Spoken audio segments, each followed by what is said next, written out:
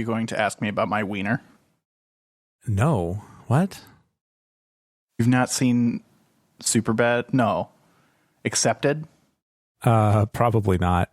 No. Oh, it's good. That's a good comedy. I mean, okay, so comedy movies and me are just not really a thing. Like things Just that don't are have in a the sense genre, of humor. things that are in the genre of comedy in general, especially anything that was made in the last 25 years. I just don't find that funny. Have you watched 21 Jump Street? No. Oh, that's another good one. That one is the same people that do Brooklyn Nine-Nine, right? No. That's Jonah Hill and Andy Samberg, right? Channing Tatum, maybe? Oh, okay. One of those hunky-looking guys. Something about like comedies, I just don't sit down and watch. Yeah, but do you like them if you do? Because I don't either. I do if I am there and sitting there and somebody has a movie on and it's a comedy, I will enjoy it if it's not too stupid, which is usually the problem for most recent comedies. Define stupid. Where does stupid come in? And I should caveat this because I really like Monty Python and the Holy Grail, which is incredibly stupid. But that was like kind of a formative film for me, like in middle school, high school time frame. Yeah, I can see that. That tracks. Yeah. But like now, like anything where it's stupid in terms of like everybody's just making fart jokes and like stupid sex jokes. No, those are like, lowbrow comedies. Yeah, but like, I don't know. You're watching the wrong movies. I don't watch them. That's kind of the point of this conversation. 21 Jump Street, 22 Jump Street is actually, I think, honestly, even funnier. Mike and Dave Need Wedding Dates. That's a good one. Superbad. I've seen Superbad. Yep. I don't remember if I liked it. Accepted is in the same vein as Superbad. Superbad had a little bit of stupid comedy in it. But it was also very like, it was a comedy in the very like Shakespearean definition, in that like it was almost like uncomfortableness and like nervous laughter instead of like actual like belly laughs. Whereas I put like Mike and Dave Need Wedding Dates much more in like the laugh out loud funny kind of comedy. I feel like we need like a challenge or something for me to watch one of these movies and like, ooh, like homework. It could be like a members special for everyone that gives us $7 a month. Ooh, that's a good idea. We don't have a membership program though. No, I know. Maybe someday. Here, ready? Here we go. I'm going to turn this into a pitch. Uh-oh. If you want Chris to have to watch comedy movies, you all have to go share this show with a bunch of people so we grow our audience big enough where a membership program makes sense. Then we have to get enough members for it to make sense to actually do something special for them, and then we'll force Chris to watch comedy movies. You know, the sad thing is I think that the number for that is not that big. Like, I would watch one comedy, I would suffer through one comedy movie a month for like, I don't know, 10 members. I was thinking, 10, 20, maybe, like at sub $10 a month subscriptions. Like, Yep. It would be reasonable, maybe. Okay, it's on all you now. All you listening. This is your job. I'm sure I will live to regret this. Jason's going to start making fake accounts and just like subscribe them to something. No, I wouldn't game the system. Welcome to Pride and Accomplishment. My name is Jason. And I'm Chris. This is episode 102. Jason, the last time that we spoke, you had recently upgraded to Windows 11. Are you still on Windows 11? I'm still. Is there a way to downgrade? I don't even know. I think there is. Like within 2 weeks or something, it like saves all of your Windows 10 stuff and you can just like click one button and downgrade. No kidding. Okay, well, that's kind of impressive. No, I didn't do that. I'm still on Windows 11. No further complaints. Nothing Nothing seems to be wrong. Oh, I do have one thing to say about it. Absolutely. Yeah. So here's one little thing that I had to go and research and fix. I don't know that it was a Windows. I think it was a Windows 11 issue. I'm not actually quite entirely sure, but I did find a really easy fix for it. So I was opening my File Explorer, right? The folder button on your icon on your desktop, right? Okay. That opens your My Computer and all that. And I was opening it, and it was hanging. It was like wouldn't let me do anything for like 40 seconds every time I would open it. Wow. Okay. And I was like, what the heck is going on? Like, that definitely wasn't happening in Windows 10. So I don't know. I don't remember where it was defaulting to opening, but if I had to guess, it was probably defaulting to some kind of OneDrive folder. Oh. And I have at least 2 OneDrive accounts synced to this computer right now, one for work and one for personal. Right. And I think it was attempting to connect to that, and then it was connecting and refreshing, and I don't know what it was doing in the background. But in any case, I went and said I researched it a little bit, and within 2 minutes, I found a suggestion was change the default location that the File Explorer opens to something else.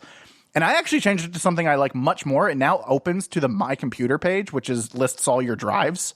Oh, yeah. But you still have your quick access on the left to go wherever you want, OneDrive or whatever. But even now that I open it to the My Computer with the drives, if I click on the OneDrive thing on the quick access on the left, it loads instantly. So I don't know what was happening, but it's fixed, and I actually really like it. So I guess a little bit of a bug forced me to customize my computer to something I like even more. I feel like my computer that I use file stuff on the most, which is my work computer, opens to like my recents or something like that. Like it opens to somewhere weird whenever I open a File Explorer. I think most of the time I just right click on it and choose the thing I want from the recents anyway, so it opens straight to the folder I want. But I feel like if I just click on Windows Explorer and just like open a new fresh Windows Explorer window, I get some amalgamation of recent files that I don't know how to get to or how it gets set. So I might have to look into that. You may have inspired me to take charge. Yeah, that's interesting. I don't use it that way at all. I honestly did not know that if you right-clicked it, it shows you your recents. I just did it now. Oh my gosh. Yeah. And it does. It certainly does. Did you know that like all of the Microsoft Office apps do that too? No. Okay. All right. Oh my gosh. All right. Well, P&A Learning Corner. I don't really care for that though. I'm really ingrained. I just have a weird feeling about like it thinking it knows where and what I want. For work from a weird situation, I often have multiple files saved of the same file in different places. So I want to choose where I go to open that file. So it's just a thing of mine. I typically always open a File Explorer. I always navigate to the actual folder I want, and I open the file. I don't know. That's just my MO. You can also, in certain apps, or I think maybe in all apps for those recents, you can pin things. So if you have like one document that you always open, you can like pin it to the top of that list. And I've used that for if I have like the canonical copy of something, and then I have to your point, a secondary copy, then I can know that the one that's pinned is the one that's like static. And then I can know that the one that's right below it is kind of my second copy of it that I had downloaded or did whatever with. So you can kind of keep them straight that way. That's interesting. All right. In any case, Windows 11, it's fine. It's good. No complaints. All right. I might have to make the jump here. If you're happy with it like that, I may take that as an endorsement.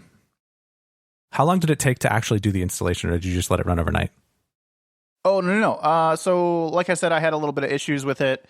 Once I downloaded it, basically, how long can I not use my computer while it's installing? Yeah, I clicked the go button, and then I went out to dinner and came back and it was done. Okay. So a couple hours. Yeah, an hour or two maybe. Cool. All right. Maybe I'll do that over dinner today. I don't know if this counts as follow-up, but I do want to talk about a game that we have certainly talked about for a while, because you finally have Firmament. Yes, I do. It's a very long time coming follow-up from like 10 different episodes over time over the last like 4 years, because Firmament is the game from Cyan, who are the people that made Myst. And I backed this thing on Kickstarter, and I completely forgot that I had backed it and had to like search my email, so I didn't double back it. And anyway, it finally came out, and I have it, and I've been playing it a little bit. And it's kind of interesting.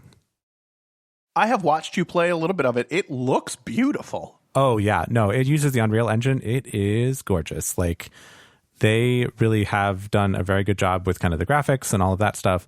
It does have a little bit of like, I don't know, some kind of a weird vibe to it. Like all of the like empty environment, no human characters. Like, I feel like we may have mastered this in terms of photorealism.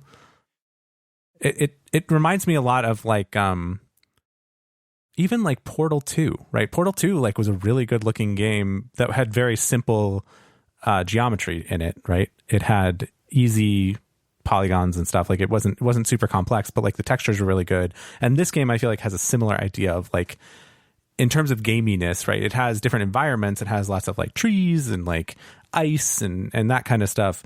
But I don't know what it is. It just, it feels good. It feels like appropriately detailed, but not groundbreaking. Puzzle games are nice because they can experiment where they want to, but then they also get to like take a pass on anything they don't want to invest time in. And I think it's one of those things where they, Unreal 5 was important to them, and investing into a really like photorealistic world, like you said, was important to them. But it gets easy to do those things when you don't have to focus on people or AI or NPCs or, a lot of that. So again, I'm going back to the idea that like puzzle games get to really focus on what they want to focus on, because there's really no like requirement, right? When you play an RPG, you have certain expectations for things that take a lot of time. NPC quest design, kind of, interactions, people seeming like they're not walking around in a circle. Like that takes a lot of effort, and puzzle games kind of get a pass on that, particularly when there's no other people in them. So I don't know. I it looked really nice. I have not heard great things about the rest of the game though. Right. Yeah. So I am, I don't know how far I am into it, but I've played for probably like an hour and a half, maybe. There's like 3 main worlds. This is like super minor spoilers, but whatever. There's like 3 main worlds, and I've been to all 3 of them now, which is good. It seems like it's got kind of a layered approach to the puzzles and things, which is nice.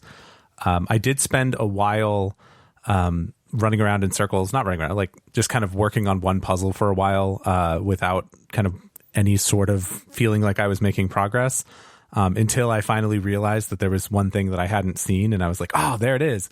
And that really kind of opened it up and freshened things up for me. One of the kind of nice things about playing a game like this early on in its release cycle is that there just are not written guides anywhere. Like there's a couple of YouTube playthroughs that you could watch somebody do, but they're just like, silent playthroughs of somebody playing the game. Like they're not explaining what's going on or what you have to do. So like you could watch what they're doing and you could replicate exactly what they're doing, but there's not like, here's the solution to a puzzle, which is like, I mean, obviously that's the point in a puzzle game, is not to like look it up and cheat, but like sometimes you feel like you're so stuck that you just want to get through it. And kind of not being able to do that on every single puzzle is actually pretty nice. There is one puzzle that I did kind of get to, and it had its own section in the Steam guides. Like, like on every game on Steam has a guides page. And so I went to the guides page, and it had this one puzzle like as a solution there. And I was like, okay, yeah, this one is a pain. It's really hard to figure out what's going on. And then they had some discussion about it, like a forum, like where people were going back and forth about it, which was also really cool. So that's the one place where I have kind of looked something up. But other than that, I've been able to kind of surprise myself with kind of the level of puzzle solving for these things, which are sometimes not super intuitive puzzles. So, yeah, that's always the nice part about these kinds of games is they're built such to make you feel smart, and you do when you play them, right? You get that you get that like, oh, I'm such a genius, and then you remember, well, that's exactly the way they designed it. So that's kind of fun, but it's doing exactly what it was meant to. Sure. But all in all, I mean, I'm enjoying it. It's pretty good. Like, I'm getting the hang of all of the controls. Like, there's not really that many controls, but like, it's all now kind of internalized. It plays nicely with both a keyboard or a controller. It also has a VR mode, which I can't test because I don't have a VR headset. But I have enjoyed it. I'm, like I said, probably a Steam third Deck? through it. It is Steam Deck compatible. I downloaded it to my Steam Deck and I have not played it. That's an interesting question. It runs well, though, right? Like on your PC? I mean, yes, it runs great on my PC with my very fancy graphics it card. To run decently on the Steam Deck? I do. Yeah, I think it should work fine. It's Steam Deck verified, so it should at least run on the Steam Deck. Oh, okay. Well, good. I'm not sure that we'll talk about it anymore. I am, based on what I saw of this and what I have read about it and what I know about it, I'm kind of interested in it. I do think that this is going to be some Prime Humble Bundle monthly stuff, like candidate in probably a year or two. And I'm in no rush. But I do like games like this, particularly when they're not too long. I would be shocked if this game ended up on Humble, just by the way. This studio doesn't seem like the type that works with Humble. Like, you've never seen, I don't think, the like Myst like remakes or anything like that show up in a Humble Bundle that I can remember. So unless they've done like a special Cyan one where it was like one of those like buy a separate Humble Bundle thing, it's never shown up in the monthlies. And I just would be surprised if it did come to a Humble choice, at least at some point in the future. So just something to keep in mind. It will probably go on sale at some point, and that's worth waiting for. But I would be very surprised if it showed up in the Humble monthly. That's fair. This is the kind of game that for me is probably not worth full price. It would have to be a pretty steep discount before I considered buying it. But I am interested. I mean, I am interested in it. I do like puzzle games. I have plenty to play right now, so I'm not looking to to jump on it. Do I remember that you might have bought Obduction at some point in the past? I'm pretty sure I got Obduction somehow. I mean, I'm pretty sure I own it. I don't remember how I got it. Okay, yeah. If you haven't played that and you're looking for a puzzle game, I would recommend that one. Like, it's very good. Okay. It's from the same people, but yeah. I feel like I like it, at least at first glance, I liked it better than I like this one, than I like Firmament. So playing Firmament has actually made me want to go back and play Obduction. Do these games have replayability, in your opinion? These games have replayability insofar as you forget what happens or you forget what the solutions are to the puzzles, and then you have kind of a like fuzzy memory of like, there's something I have to do that involves something about this object, and then like that gives you a little bit of a jump start in terms of figuring out what to do next. But I don't like, the puzzles don't change from run to run. Sure. So I would say the replayability is like a once every several years kind of a thing, so that you can kind of let it fade off in your memory. Almost like a book. Yeah, actually very much like a book, because usually also these kinds of games have a story that's told in pieces, right? So it's puzzles and then story, but like the story comes in really small drips. So you may remember the story or the general story of it. But sometimes these are good to play twice, maybe not more than twice, just because then once you know what happens, you can kind of look for the foreshadowing. Yeah. Okay. Well, we'll see. I think this is on my wish list, so I'll get notifications when it goes on sale. The thing that Cyan is working on that I'm most excited about is they announced that they're doing a remake of Riven, which is the sequel to Myst. It was a game that centered a lot about the number 5.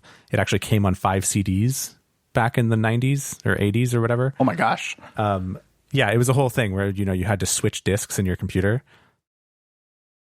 and they're doing a remake of that. And I never played it, right? I have it like in a collection that came like on a DVD or whatever, but like it was played in like 320 by 240, like tiny little things with like little FMVs, like through QuickTime Player and stuff. I mean, it was crazy, kind of how archaic it looks today. It actually is a decent Steam Deck game, or those kinds of things are decent Steam Deck because the screen is so small. So like those low res things don't bother you as much. But when you take something that small and either blow it up to the size of a big screen or play it in kind of its native resolution, it turns into this little postage stamp on your big gaming monitor. But they're remaking Riven in like full 3D in engine, like rendered the whole bit. And I'm very much looking forward to that because it really will be my first experience with Riven. So I'm really looking forward to that coming out and like me working through it like for real for the first time, because I've not played that one. I've done Myst 1, Myst 3, Myst 4. Those are kind of the big ones that I've actually like finished. But 2 and 5 I haven't really done. Any timeline on that?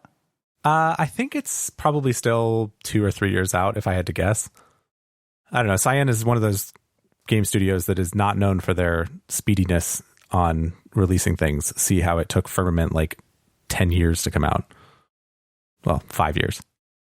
Chris, I'd like to shift. I'd like to take us to a game that has just taken the world by storm, it seems. And now we knew it was coming, but I did not expect the absolute overwhelming number of people in my life that have chosen to play Diablo IV. Yeah, I forgot how hyped people get for a Diablo game. So as we record this, it's June 3rd, and the game doesn't actually come out until the 6th, which is, I think, Tuesday. But it's Saturday right now, and basically everyone on my Battle.net friends list is playing Diablo IV. Except for Jason. Same. Everyone on the yes. Everyone on my list, everyone that I talk to in Discord. Okay, I follow a lot of streamers on Twitch, right? And they're from all over the gaming like sphere, right? There's Sea of Thieves streamers, there's Guild Wars 2 streamers, there's World of Warcraft streamers.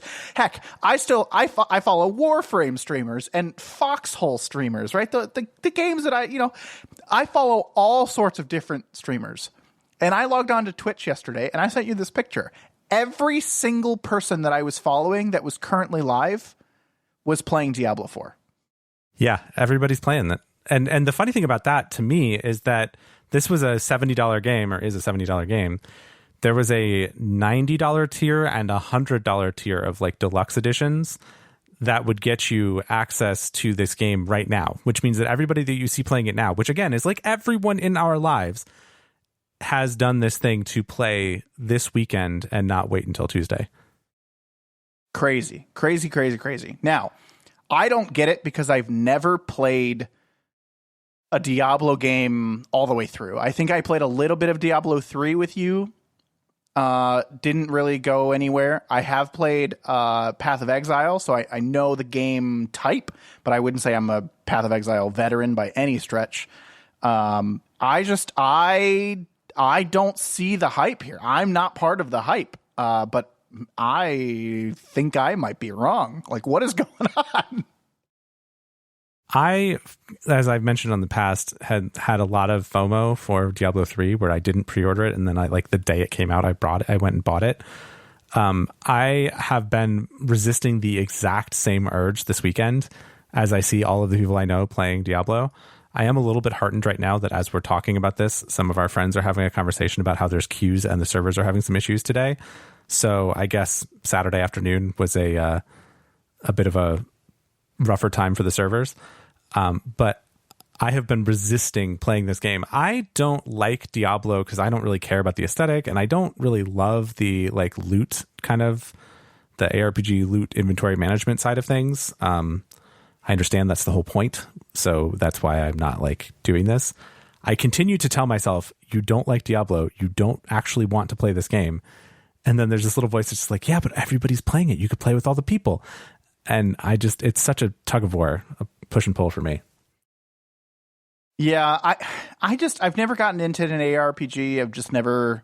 I've never really got sucked into this kind of game, right? With the loot and the grinding and the gear building and the build building and the all of that. I see the draw. I understand the draw. The people that are very interested in this game have surprised me. But like the friends that I play a lot of other things with are surprisingly into this game, and I just that makes me question on like what is wrong with me? What am I missing? Like what piece of this is not clicking for me? The one thing that has made it incredibly difficult for me to stay away from Diablo 4, I get the same kind of like FOMO, everyone else is playing it, I want to play it too kind of thing. I agree with you that I don't think I'd be as drawn in. But the one thing that I keep hearing is that they've done a very good job with Diablo 4 with the story, the cutscenes, it actually mattering, you actually caring about the characters. And no one is saying that it's going to win like best narrative, but everyone's kind of saying like, listen, this aesthetic, this art style, this like overwhelming dread and darkness is very well done. And the story that goes along with it is very emotional. It's like a very like strong story.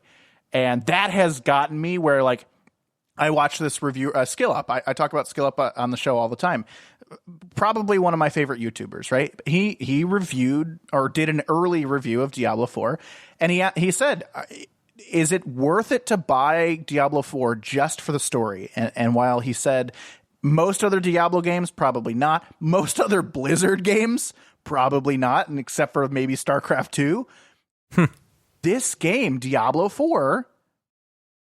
maybe, probably. It's if you don't play any of the end game, is the game still worth it to play the campaign? And he kind of argued that it was, and that's what's been difficult for me to resist. For me, it would not at all be the story, because like if all you want is the story and you think you're going to hate the gameplay, why not just go watch a bunch of streamers just do it? Like why not just go find the story cutscenes and just watch them on YouTube? That's a good point. Which that's always my point of like, why bother watching streamers? Because you should just play games yourself. But like if you know you don't like the gameplay of the game, just don't put yourself through that. That's probably fair. That's a good suggestion. The other thing is, I have often found, sometimes I have found myself watching a streamer play it, watch the first act and be like, oh, this is going to be good. I want to play this myself. So you know what? Maybe I will. Maybe I'll go watch the first act. The problem that comes from is I like to watch the YouTube channels that put all the cutscenes together and then maybe like show you the big boss battles, but like cut out all of the filler. And those don't exist yet. They're not out yet. It usually takes a couple months for them to come out because they do a lot of editing, right? And they essentially make it a movie, right? Where they show you the big battles, the big kind of like dialogue scenes and the cutscenes to make a cohesive story. And I really enjoy watching those. I did that for Jedi Fallen Order, the first one. Where I had played half the game but never finished it. So I watched a quote, big air quotes, movie of it. I would probably enjoy that for Diablo 4. So far you have resisted. Do you think you're going to maintain? You think you're going to hold out?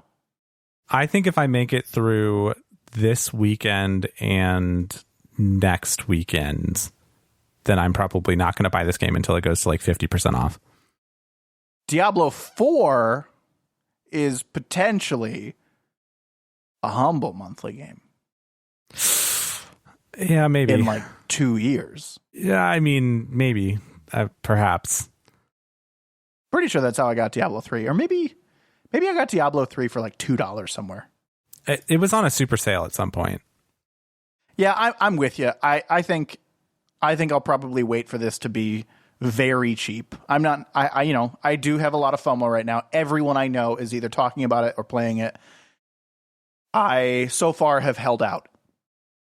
As a little side note, we're not going to get into it fully. I have held out by playing Railway Empire 2. which just came out for Xbox Game Pass. Okay. I don't know, last week or something. Very, very, very confident of it to try to go up against Diablo IV. But for at least for me, it has worked. Okay. Well, I'm glad that you found something to occupy your time instead of Diablo IV. Yeah, best deal in gaming. It was free. Sure, free. Yeah. So we're now in June, and June tends to mean, well, used to mean E3, right? Back in the day. RIP E3. But that means that we just get the individual publishers and the platforms and all of those people doing their kind of videos and announcements and stuff and like trailer fests just whenever they feel like it. So about a week ago, Sony put out their PlayStation Showcase, where they actually showed a lot of pretty interesting games. Yeah, I'll agree with you that a lot of them were pretty interesting. Some of them surprising, even. None of them were like. I was disappointed, and maybe we'll start with the one that you're typing out right now. But there was really only one, in my opinion, major single-player AAA first-party story game, which was surprising and almost disappointing from Sony. I think maybe, so you're talking about action-adventure, non-RPG, big single-player game. Well, like I mean, just Uncharted, think about Horizon. Yeah, Horizon, God of War, all those ones that Sony first-party studios are really, really known for. I only saw, from a first-party perspective, I only saw Spider-Man. I think that might be technically correct, but there were a bunch of single-player games. Like there was some that we don't care about, but there were some things that kind of came out and talked about it. I'm just kind of looking at a list. There were a couple of there's Metal Gear Solid, there's something Resident Evil. Those aren't first party, but they are like single player actiony games in the vein of God of War.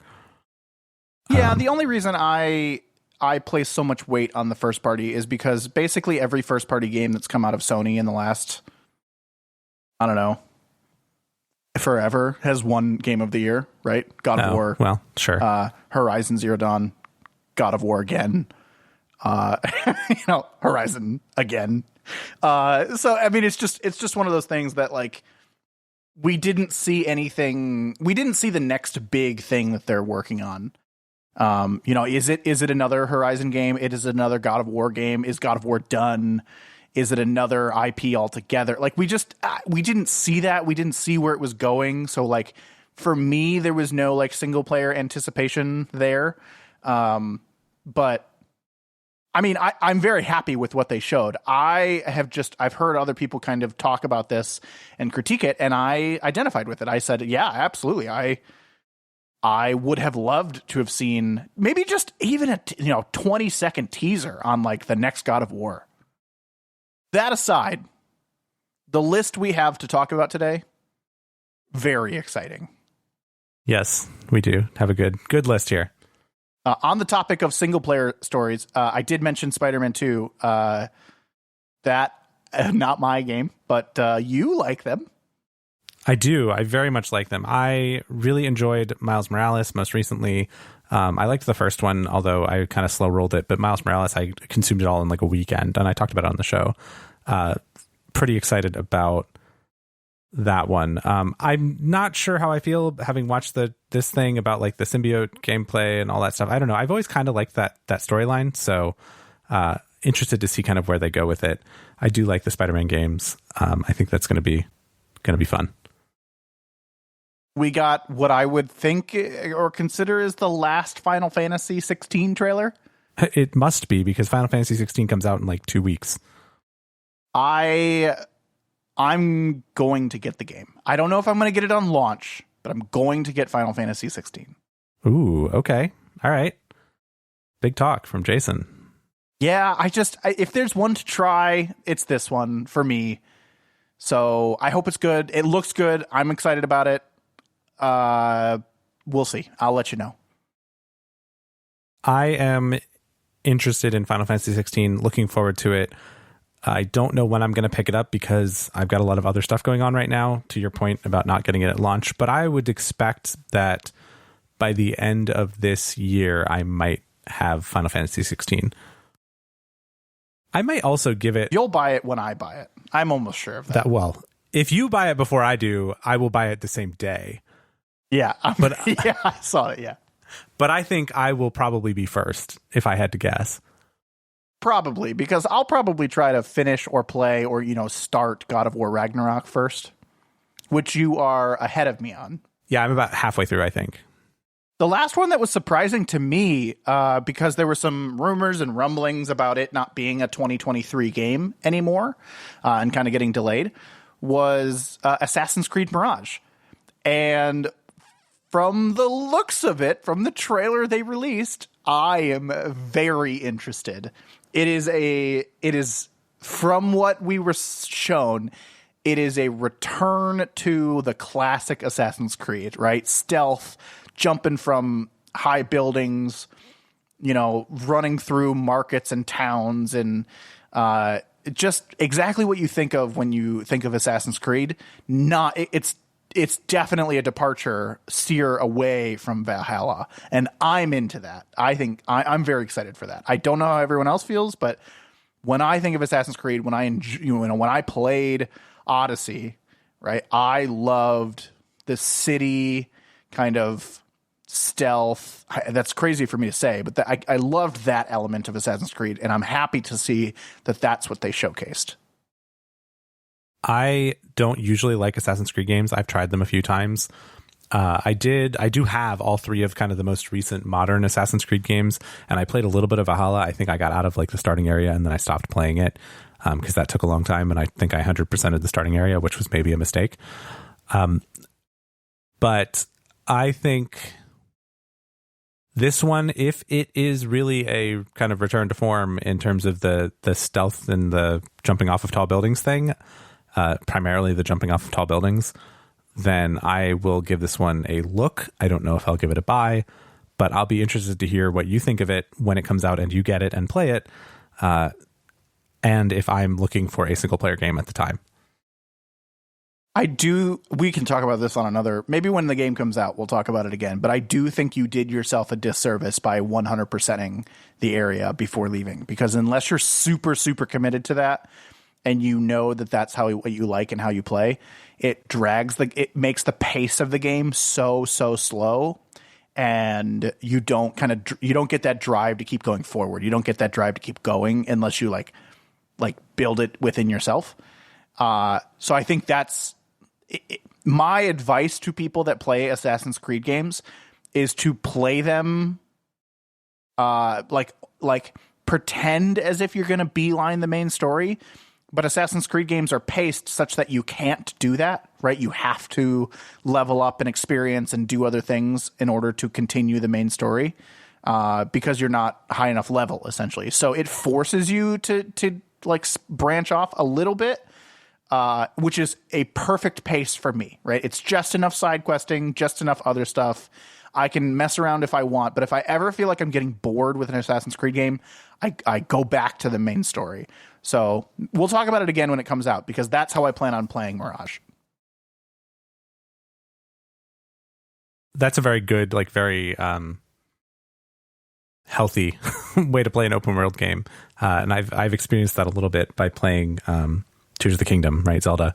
And we can talk about that later. But I definitely understand what you're talking about. And mainlining the story is probably the way I will do my next open world game, and just not stress about the 100%ing.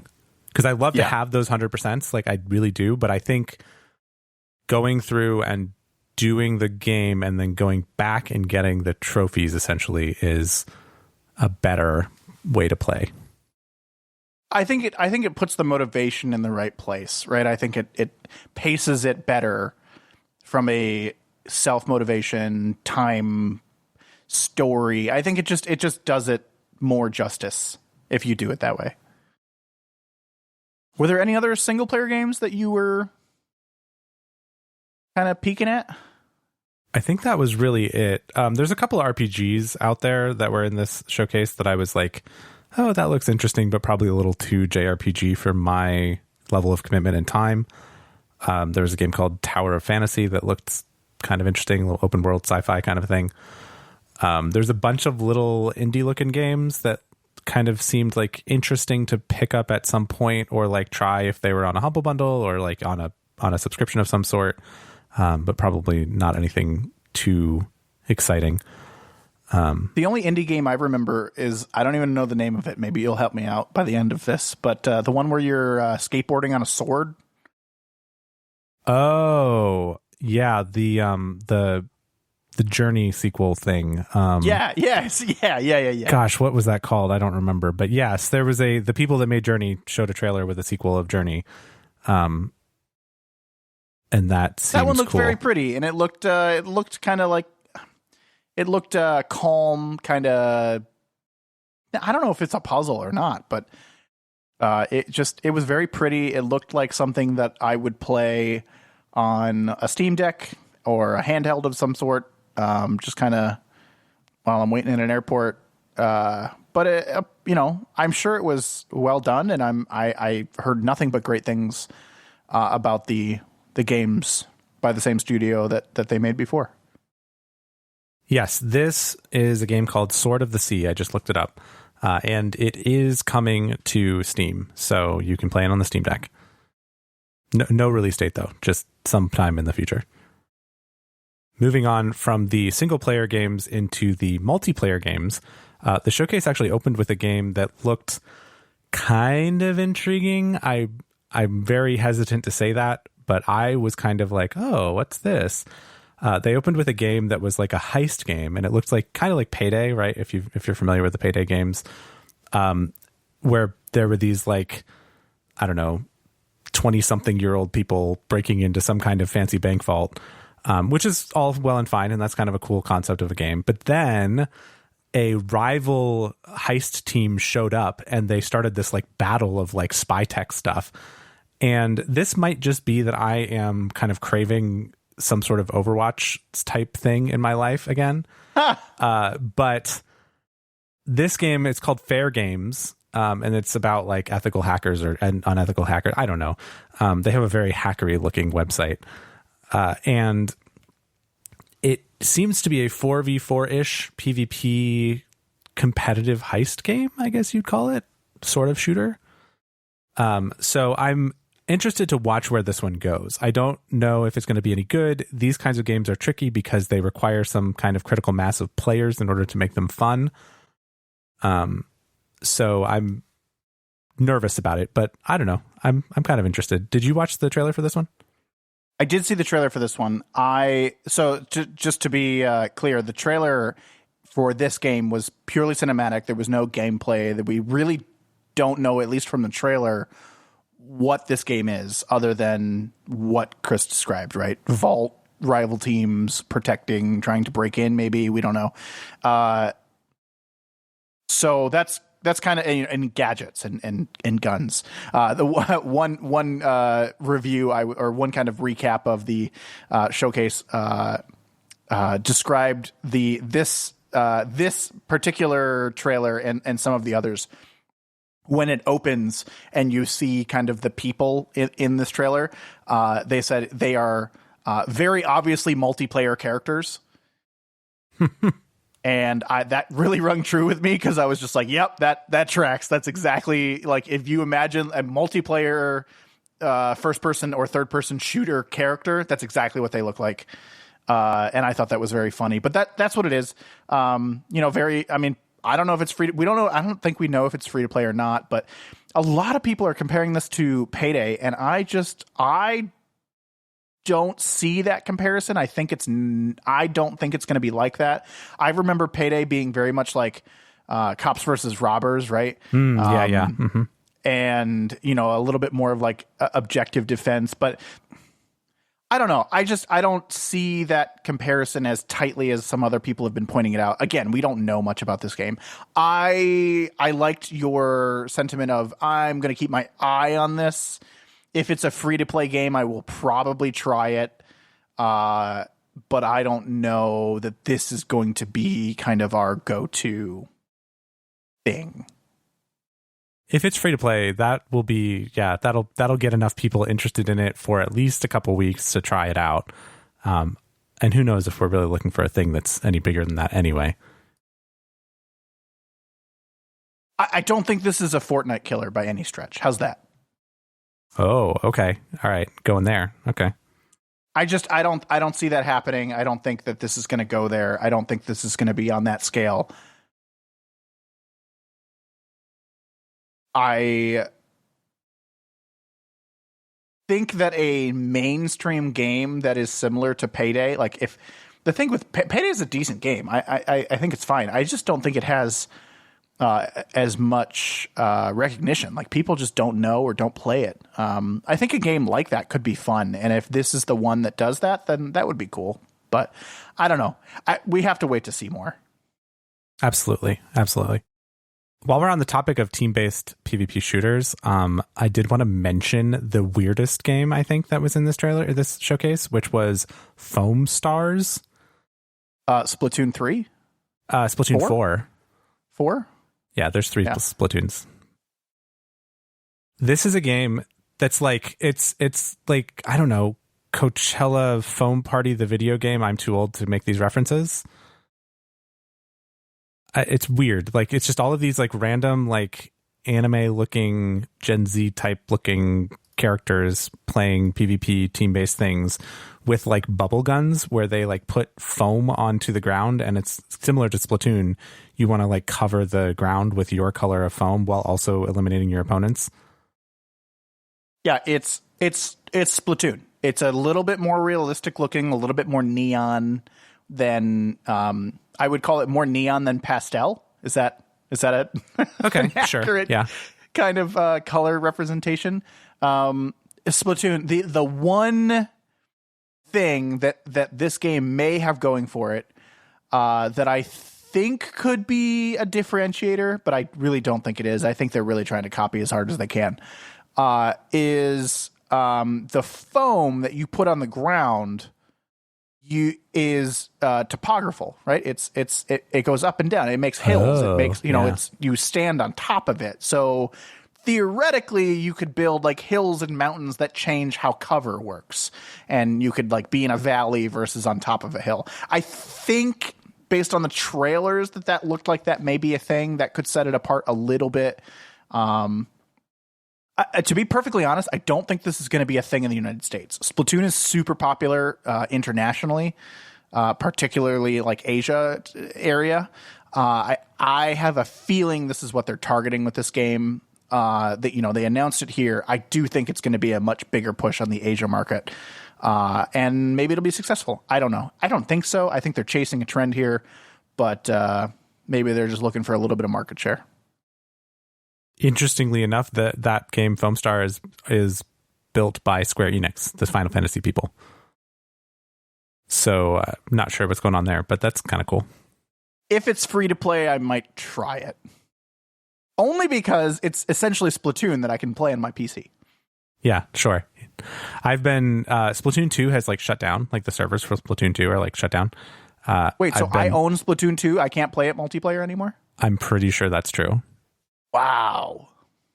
They only promised like 2 years of updates, and they did the same thing with Splatoon 3, which just came out in like September of 2022, I think. So it's like in its first kind of quarter of its life, but they only promised to support it for 2 years. So it's just kind of an interesting life cycle thing, which is kind of keeping me away from Splatoon 3 at this point. Yeah, no kidding. Is Splatoon 3 is it different enough from Splatoon 2? I don't know. I mean, I haven't is it looked into it. Is it like too much. Overwatch 2? Oh, wow. Okay. Splatoon 3 is not that different, I think. The reviews were kind of complaining about it being pretty similar to Splatoon 2. Gotcha. You know what is different than its predecessor? What's that? Helldivers 2. Yes, it is. I was so excited when I saw this trailer, and I just immediately thought of you. Helldivers 2 was announced, and it is going to be still a co-op kind of mission-based shooter, at least from what we can tell. But it is third person now instead of top-down twin stick. And there are rumors that it will be more of a live service game, which I think will solve some of the complaints about Helldivers 1, in that like it felt like there was really not great progression or continued support or meaning to play. With a live service, think of a battle pass or, new maps or objectives or, things to earn, whatever it is, right? I think that will fit very nicely into a Helldivers kind of scenario, a genre, game, whatever. And I will certainly be getting Helldivers 2. Absolutely, no doubt, definitely, probably pre-ordering it. Well, it's coming to PS5 and PC, so there you go. Getting it on PC. Well, I mean, anything that can be played on the Steam Deck seems like it's going to work on the Steam Deck is kind of a PC lock at this point. I do not remember exactly why I didn't like Helldivers 1, but I very, very clearly remember that I did not like Helldivers. And I can't, it's in my brain. I just don't remember what I didn't like about it, but I know well enough to not go back and try to figure it out because I'm pretty sure it will become instantly apparent, whatever it was. I think it had something to do with like clunkiness of controls and like friendly fire or something. I don't know. It was a twin stick with friendly fire. That's what it was. I mean, I like twin stick games, but yeah, I think the friendly fire is what got to me. I thought it was amazingly fun. Yep. Nope. Did not like. So this one, I have no love for. I will probably play it because I'm assuming Jason and other friends of ours will play it. So I will participate. I expect this one hopefully will be a lighter lift than Diablo 4 to kind of get together and play. But I don't know about this one. Like, let me tell you why I'm excited. Can I dig in here just for a second? Sure. Yeah, go for it. I really wanted to like Warhammer 40K Darktide. Okay. Which was the co-op kind of almost like a Left 4 Dead 2. Yeah, it was like a horde game. Yeah. A horde game. Yeah. I really wanted to like that game, but it just wasn't my thing. It wasn't my style. It wasn't my like kind of art style. I didn't like it. I'm looking for a Left 4 Dead kind of game in a universe or art style or whatever progression style that I like. And I think Back 4 Blood was trying to do that. Again, I'm not really into the whole zombies thing. I think I don't really like that kind of story or enemy. And I'm excited for Helldivers 2 because I think they're going after that market. Vermintide, Darktide, Left 4 Dead, kind of round or mission-based co-op shooter. And I really, really hope that they execute well on that. That is becoming a genre, right? Like there's more and more games coming out that are co-op, mission-based, first-person shooters. Now, this is going to be third-person, which they're literally targeting me as an audience. But I think they're going for that kind of, they're going for that gamer, right? They're going after those people that are playing those. And I am very, very interested in finally having a game that maybe I'm interested in and maybe that I really want to play in that genre. In an IP that I have enjoyed in the past. So that's why I'm excited. I mean, it purely objectively. Also, the trailer was really funny. I really liked it. I really liked Helldivers 1 and never could find anyone to play with me. There has been one person that has been, wanting to play, and I haven't gotten back around to it. But I can't wait for this one. even if it's terrible, I know this is going to be one of those ones that even if it's terrible, I'm probably going to buy anyway. Well, obviously, because you're going to pre-order it. Yeah, it's just going to happen. I am looking forward to giving this one a try. The way you explained it and described it, it does give me a little bit of a vibe of Gears of War 4, which I played with some friends because it was on Game Pass, and actually kind of really enjoyed the campaign of. So this has potential to be that or something like that also. Kind of 4-player co-op, going through what is probably, hopefully, going to be some kind of a story-ish campaign.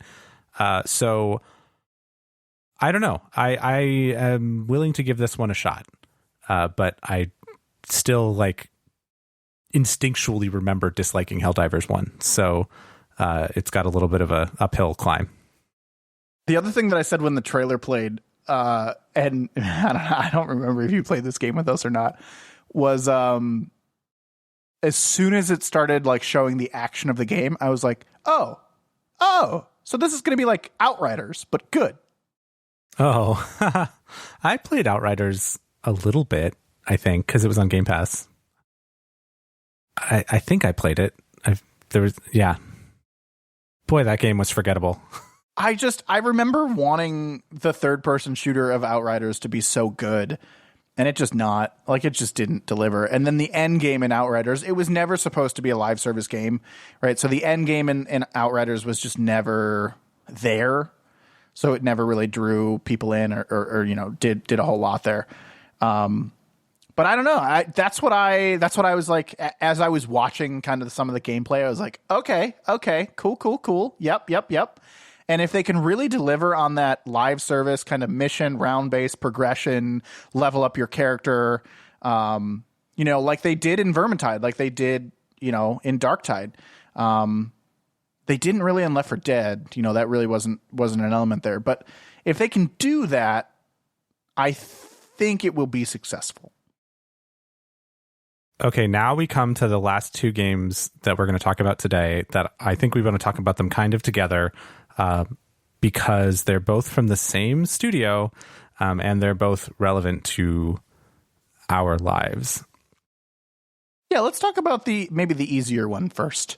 Okay, at least the less stressful one. All right. Bungie announced a game called Marathon, which looks to be. They described it as an extraction shooter. So I guess maybe a little bit of Tarkov, a little bit of Warzone, a little, that kind of thing. Not sure if I don't think it's a battle royale by any stretch, but I do think it's, that Tarkov kind of do an objective, get to the exit, loot, persistent loot kind of thing. Not entirely sure on that. Really don't know. But the color scheme, the art style was very, interesting. And apparently Marathon is a rebooted IP from something Bungie did a long time ago. Yeah, it's from something forever ago. I mean, I never played it or did anything with it. But I guess Marathon originally came out on the Mac or something in the 90s. So very, very old. It looks cool. I mean, it looks really cool. Aesthetically, it looks really, really nice. It's a PvP only game. There is no single player campaign for this one. I've never played an extraction shooter, really. I've played, 2 rounds of Warzone. I've never played Tarkov. I think maybe I watched somebody play Tarkov once. Didn't particularly think I would like it. This one I'm interested in because the aesthetic seems to be kind of neutral enough, I guess I'll say, or sci-fi enough that it might pique my interest. And a PvP shooter is always an interesting idea. I'm not very good at PvP shooters, so I'm not sure I will like this, but having an objective other than killing people, so the extraction part of this, is very appealing to me. Yeah, so let's talk about what extraction shooter means there, because I think that's really important for a player like you. The two things that I've been hearing a lot are, one, Bungie makes great gunplay games. If they're good at anything, it's gunplay, right? Destiny, which we'll talk about in a second, the original kind of Halo development, they are gunplay developers, at their core, right? The other thing that they become very good at is live service. But the thing that I keep hearing about Marathon is because it's an extraction shooter, I feel like the closest thing I can compare it to for you, Chris, is Sea of Thieves, where you have PvE objectives, right? And you're in Sea of Thieves, you don't extract, but you do extract. You get to an island to sell your stuff, right? Right. And that is essentially extraction. That's the closest thing I can compare it to. And while you're doing all of this, you can and may come across other players who may choose to engage you or ignore you, right? That's kind of where like it happens in Tarkov, it happens in, a lot of these other kind of extraction shooters where other players, yes, can engage you, yes, can attack you, maybe better than you, maybe worse than you, whatever. But there's kind of a trade-off. It's risky for them too. It's, it's kind of that kind of scenario. And I have heard a lot of people that are talking about this game say, listen, if anyone can do PvEVP really well, it's probably Bungie. Yeah. Okay. So I'm excited for that. I hope it's free to play. That's what a low bar to try it. I can see very easily how this game could become free to play. I could also see this game being paid. I mean, there's no timeline on it, right? So I think this really comes down to what other things are going on whenever this game comes out. I think if there's not a lot going on or there's really nothing else kind of totally gripping me at the time, I would probably try this game. It looks interesting enough to me. Like you said, the art style, the way it looks is honestly extremely appealing. The trailer, the music from the trailer was so good. You got to go if you haven't seen the trailer, you should go watch the trailer for Marathon. It was very, very well done. And let me tell you, whoever does the marketing over there at Bungie, they know how to make trailers. I think you said the same thing when the Destiny 2 Lightfall trailer came out. Yep. And the next one. So obviously Bungie also talked about Destiny 2, and it was a bit of a teaser trailer for their next expansion, which I was just like, oh my gosh, that was fast. I feel like Lightfall just came out because it did in February. But they announced their next expansion, The Final Shape, which is a very weird name for an expansion. It's causing a lot of confusion, but it is The Final Shape is the name of the next expansion. I'm pretty sure this is actually the end of Destiny 2. There's a lot of speculation on that. I based on what I'm hearing, I don't think it's the end of Destiny 2. I really don't know. It is certainly the end of this story arc in Destiny 2. Okay. But there's some speculation on, is this the point at which we go to Destiny 3? Man, this is so disappointing. I thought this was going to be the end of Destiny 2 and we could be free of the Destiny 2, grip. Oh, no, listen. Destiny 2 is still a wildly successful game. If this is the end of Destiny 2, that means Destiny 3 is 3 years away, right? 1 year to this expansion and then 2 years beyond that. Yeah. Fair enough. I mean, sure, Destiny will never die, but I really did think this was oh, look, they're ending Destiny so they go to this marathon thing and then that'll be that. But I guess maybe I was mistaken. I have not dug into this as much as you have, obviously. So, okay. So here's the thing. If you don't want any spoilers, I don't know, skip ahead 2 minutes. But in this Destiny 2 trailer, they showed Cade 6 sitting next to a campfire talking about the events that have occurred in the last couple of expansions. And it's been a very powerful thing because Zavala, the voice actor for Zavala, just passed away, a couple months ago. So it's been this very emotional thing where he's now gone and not part of essentially the last piece of the story. And Cade may be there to fill that gap. The thing we've kind of been missing in this last couple of expansions, we lose a very strong character for real life reasons, but we get back this hole that we've had for a while.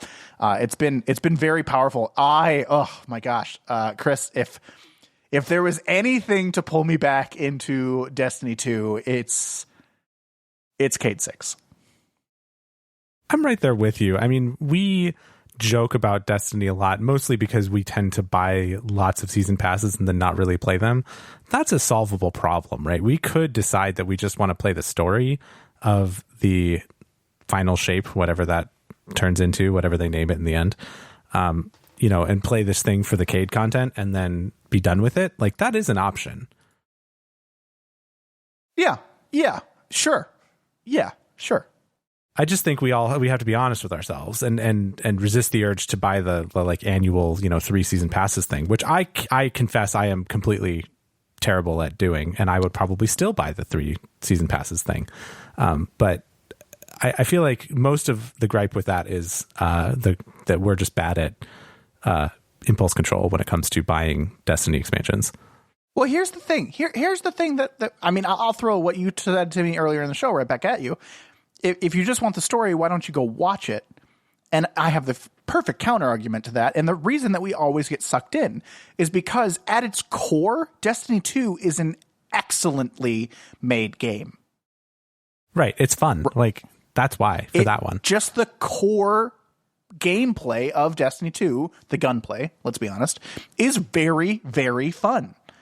And that's why we always get sucked in, right? And we're just like, oh man, this is so good. And like, before you get into the grind and all of the meta systems and all of the other, like, we got to craft this and we got to go run this 10 times and we got to go before you get into all of that, you're very much sucked in by this is a good game at its core. And that's why I would counter why don't you just go watch it to let's actually play it because it's actually fun to play. Well, and that's what with Diablo, which is when I said that, it was about a game that you don't like to play, but you wanted to get the story. Yeah. Destiny is a game you like to play until you get kind of bogged down in the systems, which is also not terrible. It just takes a lot of time, and we just don't tend to put that time into it. Yeah, it's an MMO. Yeah. It's essentially, it's an MMO that we just don't do the MMO part of. So I would not at all fault either of us for buying this game, like I said, to play the story. The thing that we miss, the point I was trying to make is that we're pretty bad at like doing the battle pass to level 100 or whatever. Although when I've played it like in the first season after we get the expansion and I get like 2/3 of the way through the battle pass, I like that. I do. If I'm playing a game and it has a battle pass, I want to have the battle pass. But the problem with Destiny is I don't play the game after the first battle pass. So that's the issue that I was trying to get at here. Yeah, no, I agree I'm agreeing with you wholeheartedly. We could, impulse control, right? We could buy the game and 1 season. That would still be cheaper. But at that point, we're talking about the difference between, I don't know, $70 and $90 or $80 and $100. Like, it's a $20 difference, the impulse right? control becomes, the impulse control becomes very difficult because you're just like, well, if I'm gonna buy the expansion and I'm probably gonna buy at least 1 season, why don't I just buy all 4 seasons? So, it's there. When this comes out, I'm sure the campaign, I'm sure the marketing campaign machine will be in full swing, and it is going to be very, very tough for me to resist this expansion of Destiny 2. It turned out that Lightfall was actually not that hard to resist. The reviews, particularly for the story, were very bad. And that's the part I care about the most. If everyone said, "Oh my gosh, this is the best story ever. It's great," I'd have had a lot of trouble resisting Lightfall. But if I don't think I'm going to pre-order this expansion. I'm going to wait for those reviews. And if they say, "Oh my gosh, this story is amazing. What a touching end to, how they wrapped up Zavala and how they reintroduced our, old characters." And if they, if it gets glowing reviews like that, oh man, that's going to be really tough to resist. And at that point, I'd say, let's give ourselves permission. Like, let's just do it. It's more of the like buying, like we avoided Lightfall and that was a good call. This one has potential. And if the reviews are good, like I'd say we do it and we don't feel bad about it. I'm still going to feel bad. It's part of being a Destiny 2 player is you feel bad about playing Destiny 2. And that's okay. Oh, okay. All right. The last thing I wanted to mention out of this event is something that they teased for like all of 30 seconds. And based on the details that people have been getting from like the PlayStation blog and stuff, doesn't look like that big of a deal. But we do talk a lot about the Steam Deck and other handheld things on this program. So I felt it was important to mention the Project Q handheld that Sony announced that they're working on. This is a really weird little device. Yeah. Have you heard much about this, Jason? Yeah, I've heard what it is capable of, and I'm just very confused by who they're trying to serve here. So this device is basically a PS5 controller split in half with a screen stuck in the middle, right? So it's like a Steam Deck or a Nintendo Switch or something, but with like PS5 controller grips on the outside edges.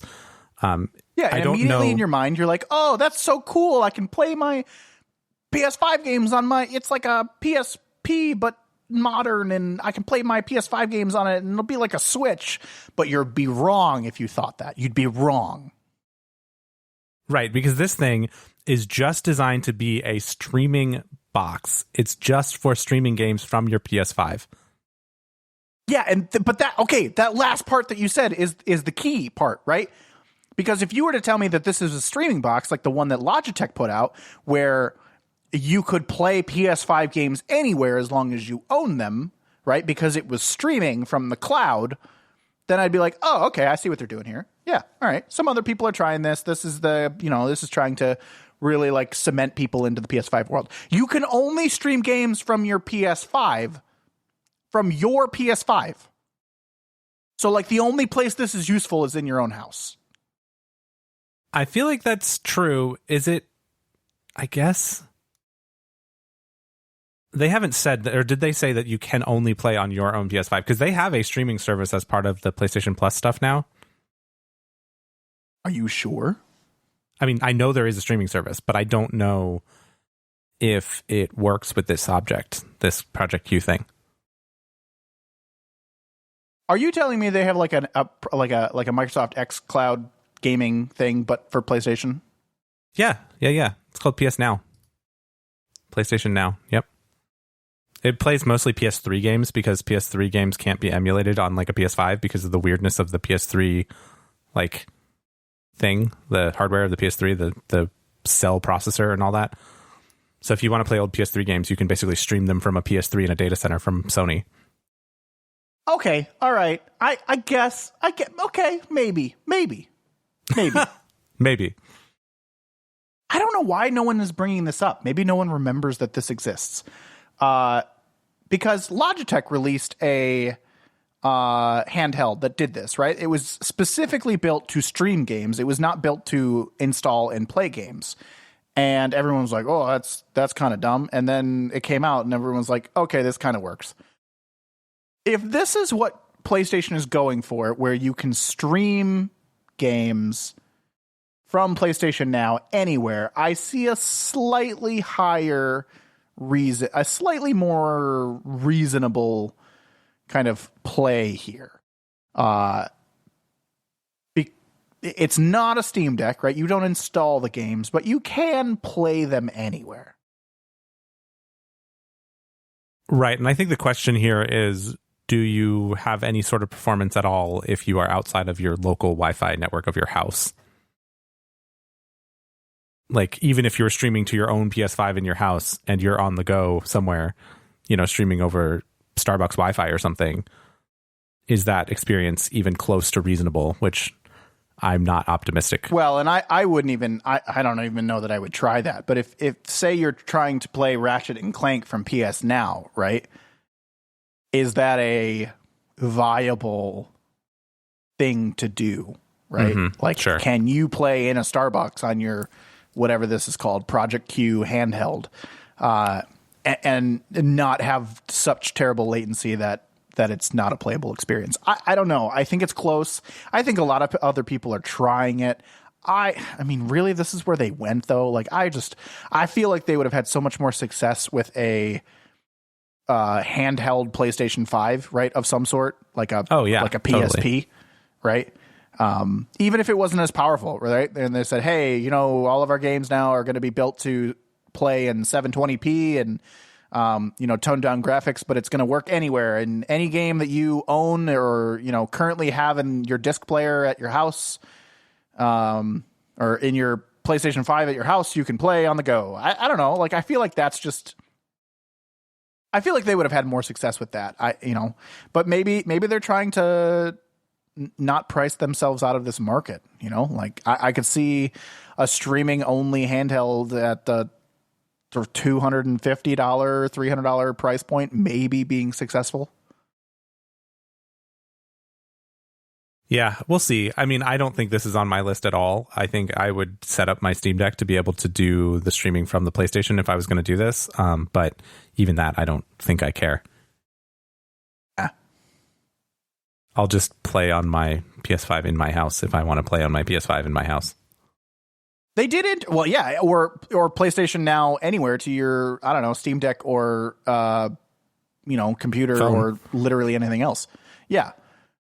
They did announce some headphones. They looked cool. I'm sure they're good. Whatever. Not for me, but I guess if you need gaming earbuds, then you can buy them from PlayStation Sony now. I don't play multiplayer PlayStation stuff enough to need anything better than like the PS Gold headset that I bought with the PS4 that I've just used with the PS5. But I would look into these if I was looking for new headphones compatible with the PlayStation for me. But I don't have that need. So yeah, not super excited about those. Plus I have AirPods and I like them. Yeah. So I don't know. Fine.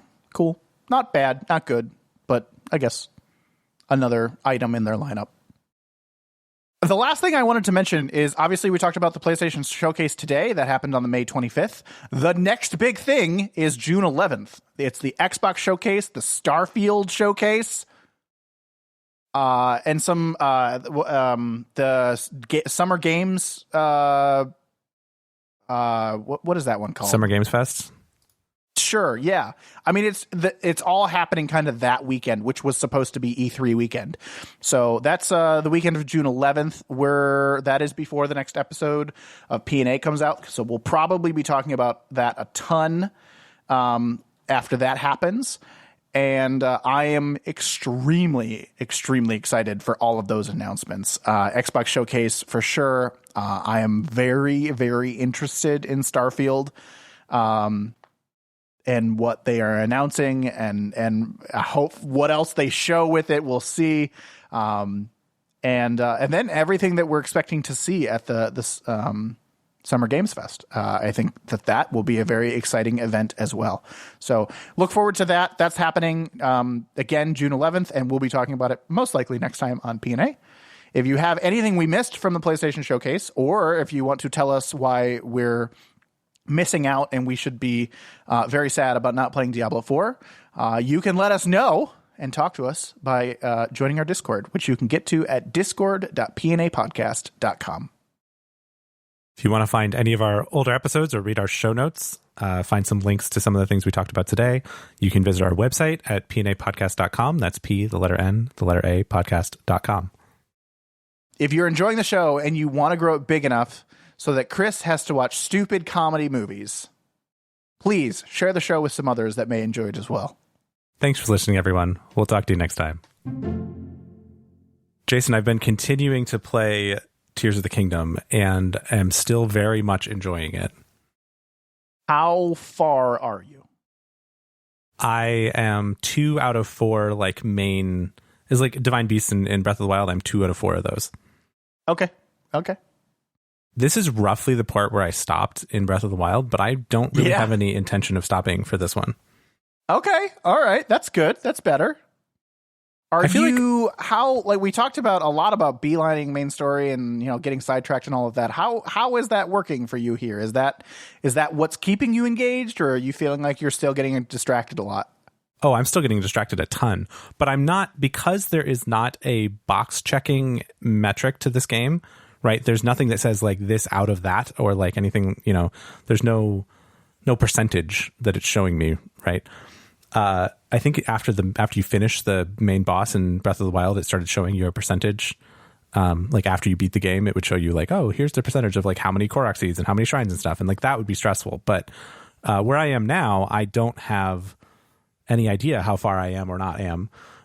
So I am just kind of doing stuff, right? I'm a little bit worried that I'm like topping out on easy to find shrines that I can actually do, like, or that I can find without like serious poking around. I think I've got like 54 shrines or something done, something like that. Pretty high number. But still fun. Still, I feel like I'm on a pretty good power curve here because I have, I don't know, about a dozen hearts, and I have the stamina wheels. I have the one you start with, another complete one, and then another like sixth of one. So I have like a lot of stamina, which helps for climbing and gliding and running and stuff. So all of that is good. I have not been doing as much of the building as you see everybody on the internet doing, kind of only when I have to. So I don't know. I'm still having fun with it though. So that's good.